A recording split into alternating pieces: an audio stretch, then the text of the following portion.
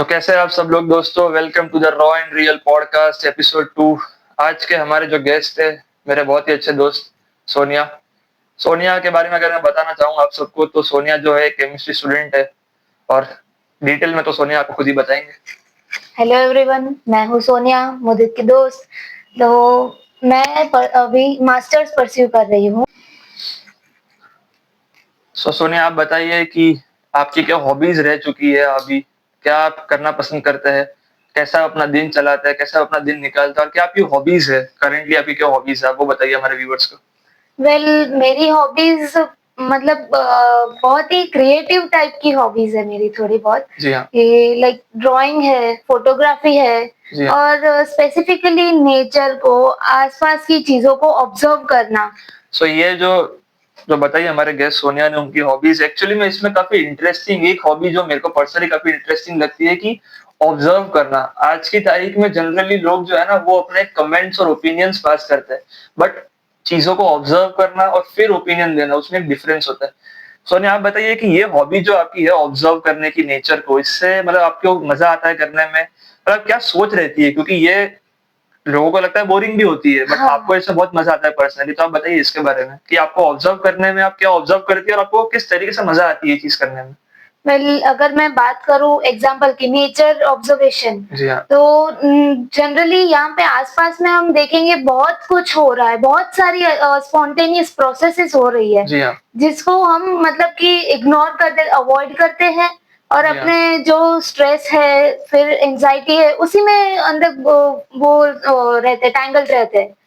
तो जी हाँ। ऑब्जर्वेशन की अगर मैं बात करूँ, तो जैसे कि अगर हम यहाँ पे देखें कि भाई वो ड्रॉपलेट्स धीरे-धीरे नीचे गिर रहे हैं, धीरे-धीरे नीचे गिर रहे हैं। आपको ये सारी चीजें ऑब्जर्व करने में जो स्मॉल थिंग्स होती है, ये बाद में एक अच्छा इम्पैक्ट ला सकती है, बट ये छोटी छोटी चीजें ऑब्जर्व आप जो करते हैं, आपने बताया आपकी हॉबी भी है ये, तो आपको कितना मजा आता है करने में ये, आपको क्या इससे सीखो कि अल्टीमेटली जो भी आप कर रहे हैं वो कुछ ना कुछ आप सीख ही रहे हैं, आपका जो सबकॉन्शियस माइंड है वो कुछ ना कुछ आपको सिखा ही रहे। हुँ। आपको क्या सीखने मिलता है इन सब ये सब कुछ करके। ऑब्जर्वेशन हमेशा ही बहुत ही एक अच्छा लाइफ लेसन देता है हमें। जी हाँ। जो नेचर की अगर हम बात करें, नेचर्स लॉ जिसे बोलते हैं, हर एक चीज़ कुछ यूनिक लेसन देती है हमें। जी हाँ। जैसे कि अगर चिड़ियों की बात करें, चिड़िया हर हर कोई स्ट्रगल करती है, ठीक है? वो तूफ़ान के मौसम में बहुत स्ट्रगल करती है। जी उससे हाँ। क्या सीखने मिलता है हमें? पेशेंस की ज़रूरत है हमें। जी हाँ। अब आप अगर आप पेशेंस पे आ ही गए हैं, तो अब जो हमारा टॉपिक है, हम पेशेंस से बदलते हैं उसको कि लाइफ में पेशेंस, डेडिकेशन का क्या इंपॉर्टेंस है। आप बताइए अपने बारे में कि पर्सनली पेशेंस रखना लाइफ में, एक ह्यूमंस जो भी है, ह्यूमन जो है, ह्यूमन काइंड है, कितना जरूरी है उनके लिए पेशेंस रखना लाइफ में। आपको क्या लगता है, आपका क्या टेक है इस पे कि पेशेंस जो है वो सक्सेस के लिए कितना जरूरी है। पेशेंस सही में बताऊँ मैं तो बहुत ज़्यादा इम्पोर्टेंट है। जी हाँ। अगर आप रिज़ल्ट के लिए, ठीक है, आप एक प्रोसेस को आप कर रहे हैं, फॉलो कर रहे हैं, जी हाँ।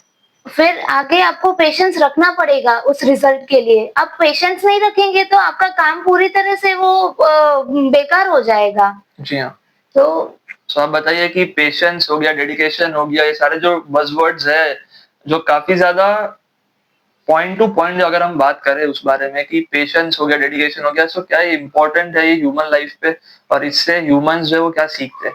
पेशेंस, डेडिकेशन, कमिटमेंट, ये जो 3 वर्ड्स है, इसमें आपको पर्सनली इन 3 वर्ड्स ने कैसे हेल्प किया आपकी लाइफ में सक्सेस दिलाने के लिए। ओके, तो मैंने पेशेंस के बारे में आपको बताया जी कि हाँ। ऑब्वियस सी चीज़ है कि भई मैं अगर अपने प्रैक्टिकल्स की बात करूँ, जी हाँ। कि मैं लैबोरेटरी में प्रैक्टिकल्स परफ़ॉर्म कर रही हूँ, जी। वहाँ पे अगर मुझे रिज़ल्ट नहीं मिल रहा है, तो मुझे थोड़ी देर रुकना पड़ेगा उसके लिए। जी हाँ। क्योंकि केमिकल रिएक्शंस वहाँ पे अगर परफेक्ट एनर्जी नहीं मिली उसको, जी हाँ। तो फिर वो ठीक से काम नहीं करेगा। जी हाँ। तो वहाँ पे पेशेंस बहुत नेसेसरी है।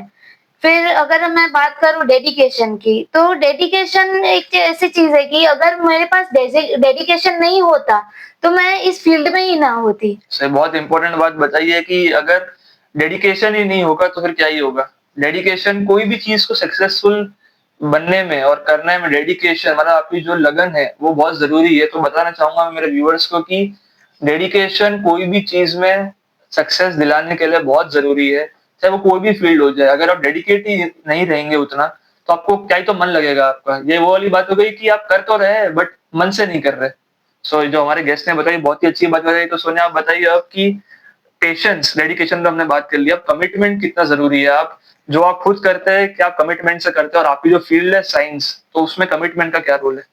वेल कमिटमेंट भी उसी तरह से ये 2 चीज़ों की तरह ही एक बहुत ही इम्पोर्टेंट फैक्टर है जी हाँ। कि भई अगर आप काम कर रहे हैं, हाँ, तो ठीक है, बस ऐसे ही करने के लिए कर लिया, ये हाँ, चीज़ नहीं वो होनी रिज़ल्ट चाहिए। आगे नहीं देगा, वो आप कर सकते हैं बट उससे अल्टीमेटली जो आपका रिज़ल्ट है, वो नहीं आने वाला। Yes, exactly. तो मतलब कि अगर आप कर रहे हैं, ठीक है, तो आप कमिट होके करिए ना, उस चीज़ जी पे हाँ। कमिटमेंट रखिए कि भाई नहीं, बस ये करना है तो करना ही है, ये मेरे इंटरेस्ट के लिए है। तो सोनिया आप बताइए, आप खुद एज़ अ गर्ल आप क्या कहेंगे कि आज की तारीख में जो लड़कियाँ हैं, एज़ अ गर्ल आपको क्या चैलेंजेस फेस करने पड़ते हैं? क्या आपके लिए रुकावटें आती हैं? क्योंकि हमको पता है कॉमन मिथ है कि सोसाइटी में जो है, जो लड़कियाँ होती है वो वॉरियर्स होती है। तो आप बताइए कि आपको क्या चैलेंजेस फेस करने पड़ते हैं as a girl? I hope कि नहीं करने पड़ते हो बट जो सोसाइटी का फैक्ट है कि जो है, तो आप बताइए कि कैसा आपको क्या चैलेंजेस फेस करने पड़ते हैं? वेल अगर मैं जनरली बात करूँ, जी हाँ। तो हर एक लड़की हर रोज़ कुछ ना कुछ चैलेंजेस फेस करती है। जी हाँ। अगर मैं बाहर की बात करूँ, बाहर की दुनिया में, जी हाँ। जैसे ही वो मतलब निकलती है घर से बाहर, तो मतलब बहुत सारी चीज़ें उसके दिमाग में चल रही होती जी है हाँ। कि वो मतलब किसी जगह पे ट्रैवल कर रही है, वहाँ पे उसके आस-पास लोग उसको देख रहे हैं, तो वहाँ पे भी वो अंदर से मतलब ऐसे इनसिक्योर थोड़ी बहुत होगी जी हाँ। कि भाई ये कोई अगर कोई गलत इंटेंशन से सोच रहा है, मेरे साथ कुछ एकदम से कुछ हो गया, तो जी मैं हाँ। कैसे रिएक्ट करूँगी? कैसे उसको फाइट बैक करूँगी? जी हाँ, तो पर आपका क्या ओपिनियन है जो आजकल जो है, जो वुमन एम्पावरमेंट जो है, आजकल की लड़कियाँ जो है वो बिल्कुल किसी से भी कम नहीं है, वो हेड ऑन फाइट करना जानती है, सब कुछ जानती है, तो आपके हिसाब से क्या लगता है आपको इन जनरल की लड़कियाँ जो है, उनके लिए सेल्फ इंडिपेंडेंट होना, सेल्फ फाइनेंस्ड होना कितना ज़्यादा ज़रूरी है? वेल बिल्कुल बहुत ज़रूरी है लड़कियों के लिए सेल्फ इंडिपेंडेंट होना। जी हाँ। क्योंकि अगर हम लाइक ओल्ड कल्चर की बात करें तो आपको भी पता ही होगा कि मतलब लड़कियों को रेस्ट्रिक्ट किया जाता था जी हाँ, घर से बाहर निकलने। ये तो बहुत ही एक वो है कि पुराने ज़माने में होता था, आज की तारीख में भी कुछ जगहों पे ज़रूर होता होगा ये वाली चीज़ बट हमारा टॉपिक ये है कि वुमन एम्पावरमेंट जो है ना, वो कितना अर्बनाइज़्ड हो रहा है वो और वो उससे लड़कियाँ जो है सेल्फ इंडिपेंडेंट और सेल्फ फाइनेंस्ड वो कितना उनके लिए होना ज़रूरी है। हुँ। तो आप बताइए कि कितना ज़रूरी है उनके लिए होना और कितना ज़्यादा ये इम्पोर्टेंट है आज नीड ऑफ द आवर जो बोलते हैं ना, कितना ज़्यादा जी। वो ज़रूरी है? वेल वुमन एम्पावरमेंट एक ऐसी चीज़ है जो अभी के टाइम में तो सही में बहुत नेसेसरी है लड़कों के लिए लड़कियों के लिए। क्योंकि लाइक अगर मतलब वो काम नहीं करेंगी तो उनको घर पे मतलब ठीक है अपने घर पे तो आपको ठीक है आपके जी हाँ। पेरेंट्स मतलब बहुत ख्याल रखेंगे आपका क्योंकि ऑफ कोर्स आप उनके चाइल्ड हो, जी वो हाँ। लोग आपसे इतना वो नहीं रखेंगे।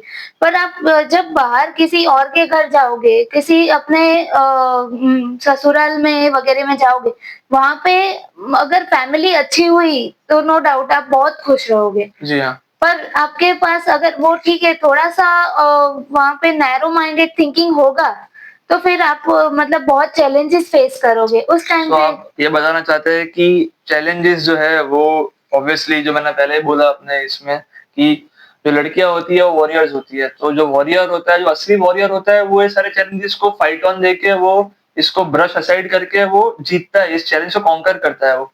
सो अब हम जानना चाहेंगे कि आप खुद एज़ अ गर्ल आपने क्या कोई पर्सनल चैलेंजेस फेस करे हैं? सो आप उसके बारे में बताइए?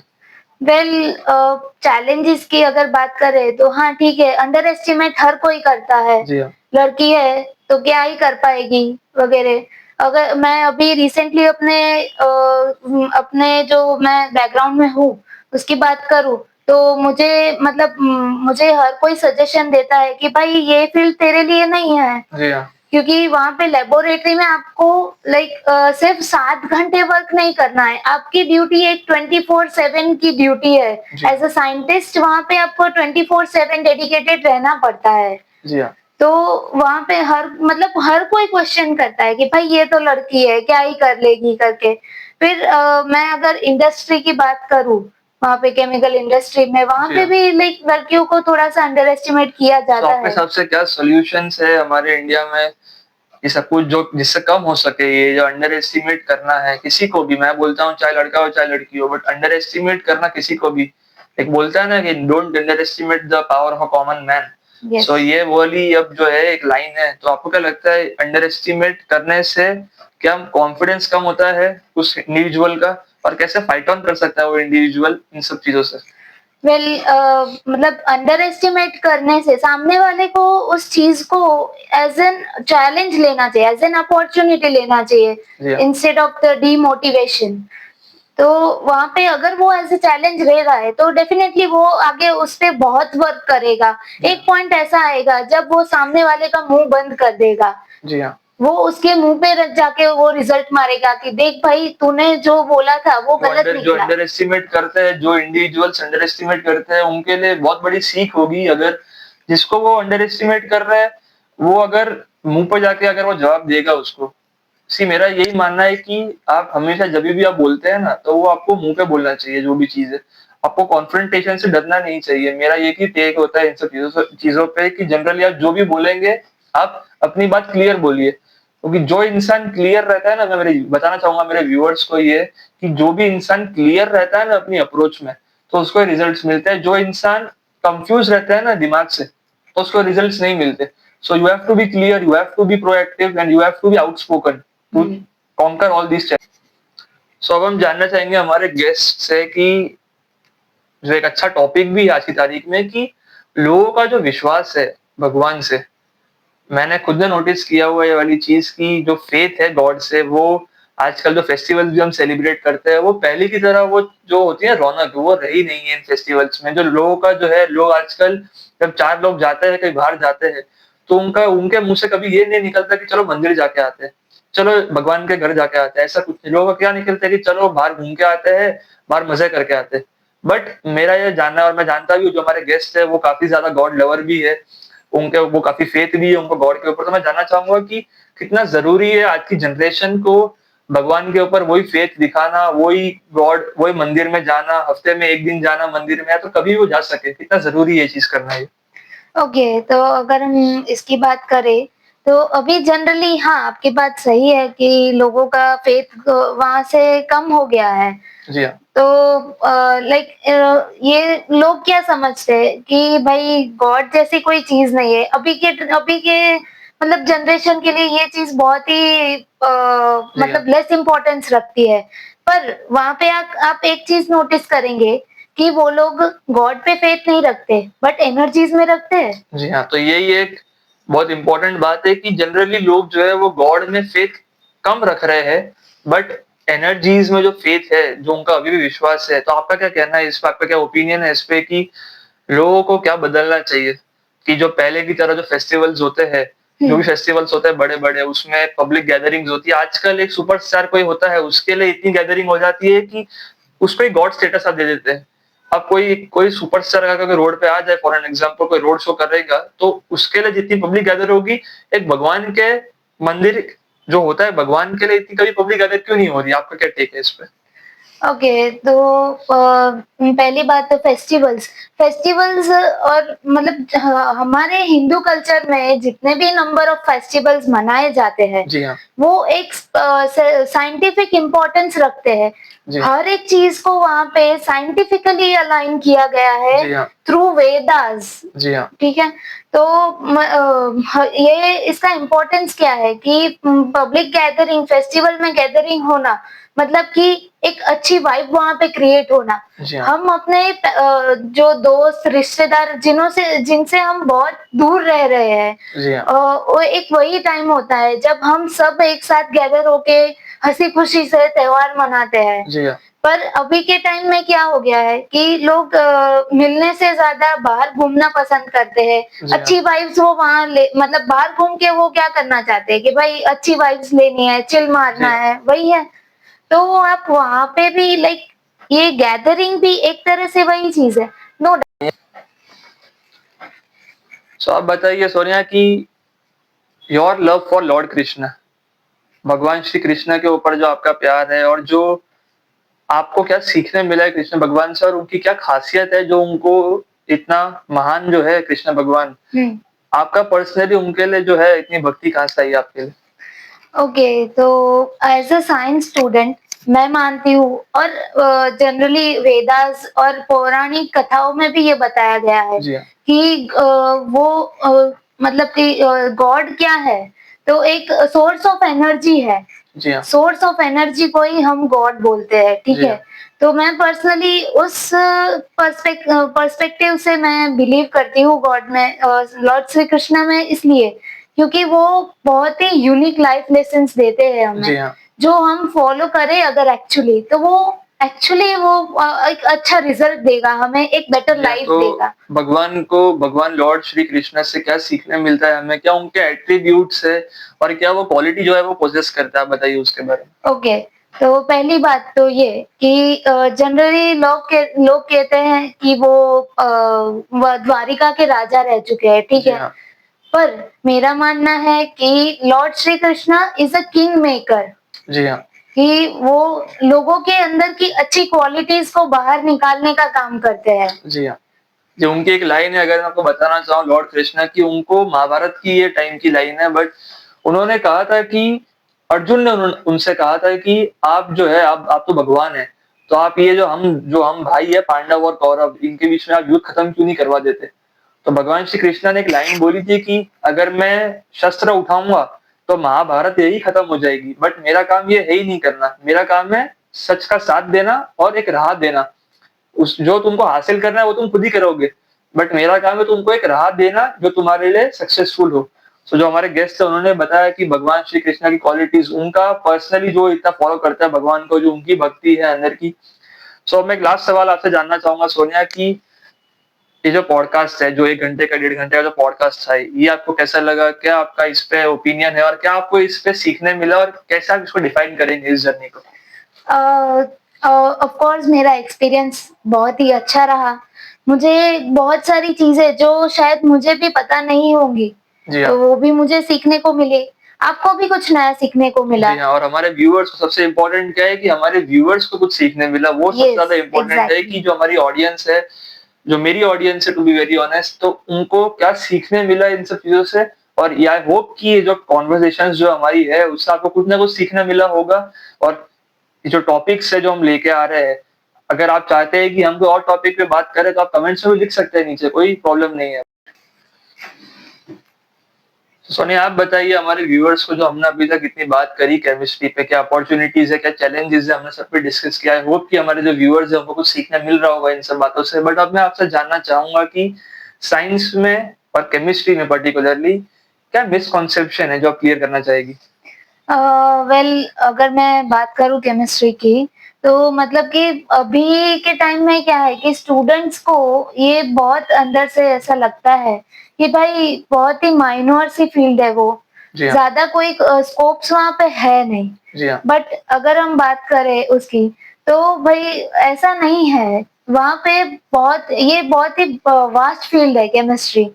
उसके अंदर मल्टीपल स्कोप्स हैं। जी हाँ, तो अगर मैं स्कोप्स की बात करूँ तो अगर आप चाहें तो एग्रीकल्चर, मेडिकल फील्ड है, जी हाँ, then other than that material science, जैसे कि किसी भी चीज़ का, कपड़े का प्रोडक्शन, मशीनरीज़ का जो मतलब पार्ट्स के लिए जी हाँ, मटीरियल चाहिए होता है, उसका प्रोडक्शन। ये हर चीज़ का प्रोडक्शन वहाँ पे केमिस्ट्री बहुत ही इम्पोर्टेंट रोल प्ले करता जी है। हाँ। और अब मेरा जो दूसरा सवाल है आपसे कि जो लेटेस्ट डेवलपमेंट्स है इस केमिस्ट्री की फील्ड में, जी। क्या आप बोलती है कि क्या लेटेस्ट डेवलपमेंट आए हिंदुस्तान में, इस फील्ड को कितना वास्ट बनाया है उन डेवलपमेंट्स में? आपका क्या टेक है इस पे? ओके, तो मैं लेटेस्ट डेवलपमेंट्स अभी के टाइम में एक नया ट्रेंड निकला है, जी नैनो हाँ, टेक्नोलॉजी। जी हाँ, तो नैनो टेक्नोलॉजी मतलब कि एक बड़े से विश्व को एक छोटे से कॉम्पैक्ट साइज़ में पैक कर देना। जी हाँ, तो एक तरह से हाँ, वैसे ही जैसे कि मैं अगर बात करूँ, आपने देखा होगा बड़े से बड़े रोबोट, अच्छे फंक्शन के लिए बड़े रोबोट्स। जी हाँ। पर आपने कभी सोचा होगा कि इतना छोटू-सा रोबोट एक बहुत ही इम्पोर्टेंट फंक्शन वहाँ पे जी हाँ, तो कर रहा ये होगा। लेटेस्ट डेवलपमेंट है इट्स केमिस्ट्री की टेक्नोलॉजी में, जो साइंस ओवरऑल जो टेक्नोलॉजी है उसमें, जो आपने बोला नैनो टेक्नोलॉजी, जो हमारे व्यूअर्स के लिए भी काफ़ी जानना ज़रूरी था कि नैनो टेक्नोलॉजी क्या होती है, जो हमारे गेस्ट ने आपको समझाया भी कि नैनो टेक्नोलॉजी क्या होती है ये। बट अब मेरा सवाल आपसे ये है कि यंगस्टर्स को, जो अपकमिंग प्रोफेशनल्स है, आप उनको क्या एडवाइस देना चाहेगी इस फील्ड में घुसने से पहले? वेल लाइक पहली बात तो यही कि भाई आप उसको बहुत छोटा-सा सब्जेक्ट है ऐसा समझ के मत घुसिए। जी हाँ, आपको अगर सही में डेडिकेशन लगता है, उसमें आप काम करना चाहते हैं, जी हाँ, तो ही आप अंदर मतलब कि अंदर एंटर करें उसमें। जी हाँ। और मतलब ऐसे घबराने जैसी भी कोई चीज़ नहीं है जी, कि भाई अगर आपका ध्यान है इसमें तो आप फिर गो ऑन जो फुल्ली आप कमिट कर सकते हैं इस फील्ड में। Yes, exactly. जी तो हाँ, वहाँ पे पहले स्टूडेंट्स बहुत घबराते हैं। अगर मैं बात करूँ तो एक स्पेसिफिक सब्जेक्ट है ऑर्गेनिक केमिस्ट्री, जी हाँ, जिससे मैंने देखा है जनरली सारे स्टूडेंट्स ऑर्गेनिक केमिस्ट्री से बहुत डरते हैं। तो अगर मैं बात करूँ तो बायोलॉजी वाले स्टूडेंट वहाँ पे फिजिकल केमिस्ट्री से बहुत डरते हैं। जी हाँ। और जो मैथमेटिक्स वाले जनरली स्टूडेंट्स हैं, वो लोग ऑर्गेनिक केमिस्ट्री से डरते हैं। तो ये जो एक है, ये बहुत ही इम्पोर्टेंट बात बताई है हमारे गेस्ट ने कि क्या आपको सीखने मिल सकता है, क्या चैलेंजेस है और क्या उनकी पर्सनल एडवाइस है जो अपकमिंग जो इस फील्ड में घुसना चाहते हैं, केमिस्ट्री की फील्ड में घुसना चाहते हैं। सो आई होप कि आपको मज़ा आ रहा होगा ये सब कुछ जान के। कुछ ऐसी चीज़ें होगी जो आपको नहीं भी पता होगी और कुछ ऐसी चीज़ें होगी जो अगर आपको जानना है तो आप कमेंट्स में लिख सकते हैं नीचे, तो हमारे गेस्ट आपको बता भी देंगे उन सब चीज़ों के बारे में। सो आई होप कि इन सब चीज़ों से आपको कुछ ना कुछ सीखने मिल रहा होगा और आपका जो एक पर्सपेक्टिव है साइंस के लिए, टेक्नोलॉजी के लिए, केमिस्ट्री के लिए पर्टिकुलरली वो चेंज हो रहा होगा, आपको कुछ मीनिंगफुल आउटकम निकल रहा होगा। सोनिया, एक आखिरी सवाल आपसे कि कैसा लगा आपको आज के पॉडकास्ट में? क्या आपको सीखने मिला और क्या आप कैसे डिफाइन करेंगे इस पॉडकास्ट को? बहुत ही अच्छा एक्सपीरियंस रहा। जी हाँ, मुझे भी कुछ चीज़ें जो मैं रियलाइज़ नहीं कर पा रही थी, वो भी रियलाइज़ हुई डिस्कस होते-होते। जी हाँ, आपको भी कुछ नया सीखने को मिला। जी हाँ। और मेन है कि हमारी जो ऑडियंस है उनको काफ़ी कुछ सीखने मिला होगा। आई होप जो हमारी ऑडियंस है, थैंक्स फॉर द कोऑपरेशन हमारी ऑडियंस से मैं कहना चाहूँगा। आई होप आपको कुछ ना कुछ नया कुछ जानने मिला होगा, आपके लिए कुछ एक प्रोडक्टिव ये पॉडकास्ट रहा होगा। तो Sonia, thanks for coming. Thanks for thanks. Inviting. जी हाँ, थैंक्स फॉर कमिंग और आपने होपफुली हमारे ऑडियंस को हमने कुछ एक अच्छा आउटकम दिया होगा। So hmm. Thanks for coming and wishing you all the